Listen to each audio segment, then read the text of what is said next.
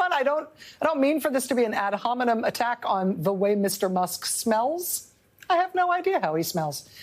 I just wanted to point out, though, that from places as disparate as Florida and also Mount Kisco, New York, the theme of Elon Musk being a stinker is kind of turned out to be a thing at these protests. Musk is the scent of corruption. This was Akron, Ohio this weekend. We love the USA, not oligarchy.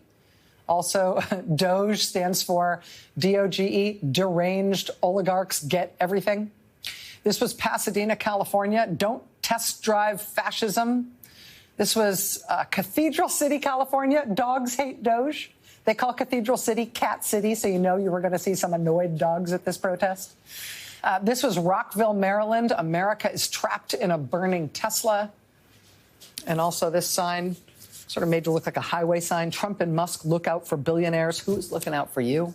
San Jose, California, your Tesla paid for fascism. In San Francisco, handmade sign, I sold my Tesla. Also, this one goes from 0 to 1939 in 3 seconds. Tesla, the swastika. In Vallejo, California, DOGE, D-O-G-E, equals Department of Greed and Evil. Here's one from Texas. The left side of your screen here, this is a sign we saw a week or so ago at an anti-Elon Musk protest in Austin, Texas. You might remember this one. Porsche, fast, Ferrari, faster, Tesla, fascist. But now look, this is on the right side of your screen, also Austin, Texas. This past weekend, different person, update to the sign. NASCAR equals fast, Formula One equals faster, Trump and Musk equal fascist. The protest at the Manhattan Tesla dealership in New York. Look at this. Particularly big and particularly dramatic. Just brought this corner of New York City to a stop.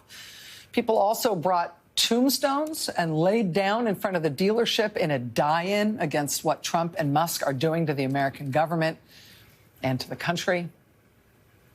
But these protests really were everywhere, not just in big cities and not just big ones.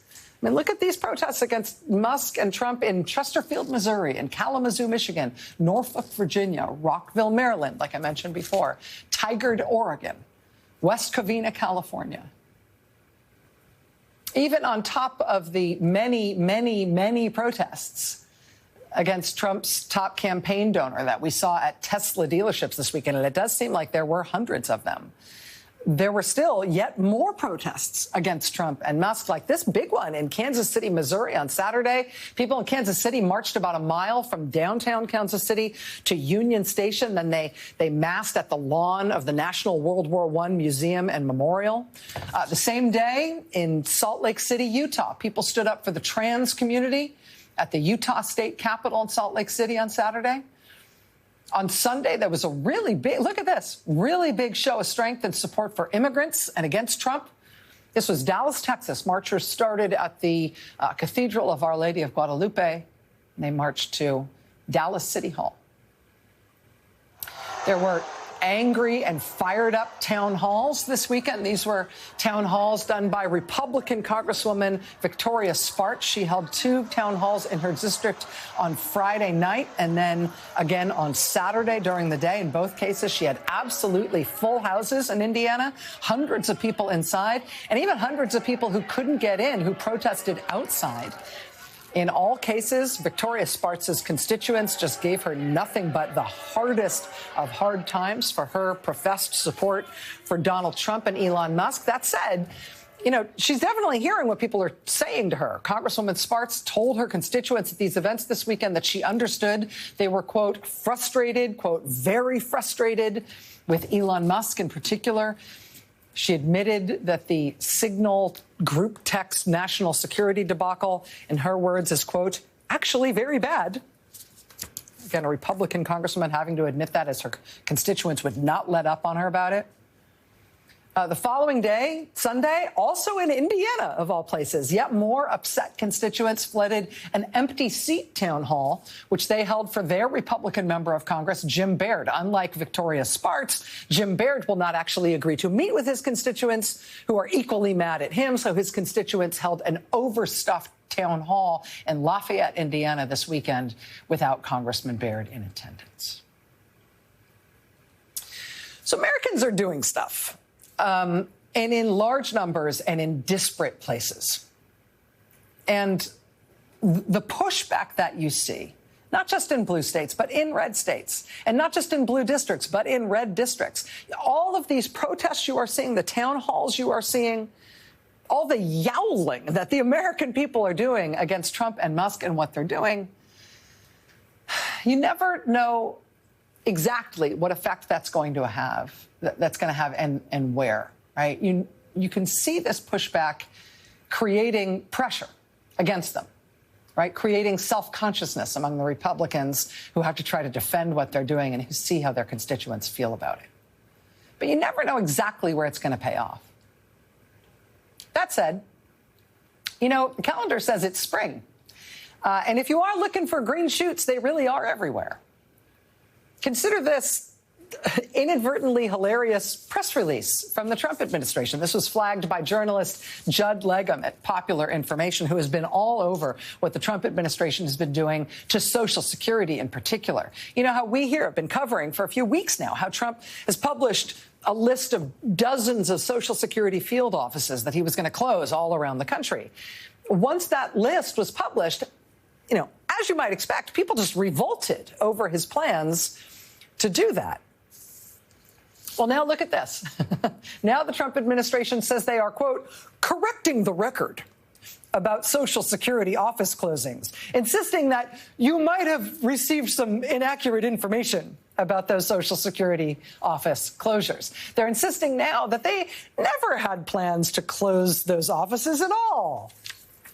Yeah, you crazy Americans, you crazy old people, right? Where did you hear that we were going to be closing Social Security offices? We definitely never published this very detailed list of dozens of Social Security offices that we were going to close. And then, when the blowback and the pushback against us doing that knocked us on our butts, we definitely just didn't decide to pretend that it wasn't us and that we'd never said that. Their efforts to dismantle the Social Security agency are as dangerous as anything else they are doing in this country, especially because the people who will be most negatively affected by their dismantling and undermining of the Social Security agency are the people who most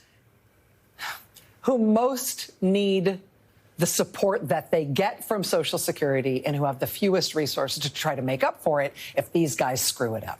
It's profoundly dangerous what they are doing. And that's why you're seeing not only old people and disabled people who get Social Security revolting, you're seeing every American with a drop of empathy in their soul revolting over that. Because to do something that irresponsible and cruel to a population to whom we owe so much, and that is, by definition, in need of what that agency provides them, and potentially frail or unable to advocate for themselves when they are hurt by what this administration is doing, yeah, there's going to be pushback with you guys messing with Social Security. Now that there has been pushback that they can't handle, they're just pretending that they weren't attacking Social Security at all.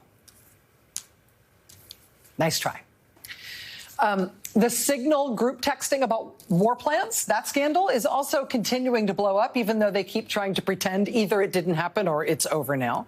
The Wall Street Journal reporting this weekend that this apparently was not the first time that Trump National Security Advisor Michael Waltz had convened a group of Trump cabinet officials in a group chat on this commercial texting app. Quoting from the Wall Street Journal this weekend, quote, 2 U.S. officials also said that Waltz had created and hosted multiple other sensitive national security conversations on Signal with cabinet members, including separate threads on brokering peace between Russia and Ukraine, as well as other military operations. Sources, quote, declined to address if any classified information was posted in those chats.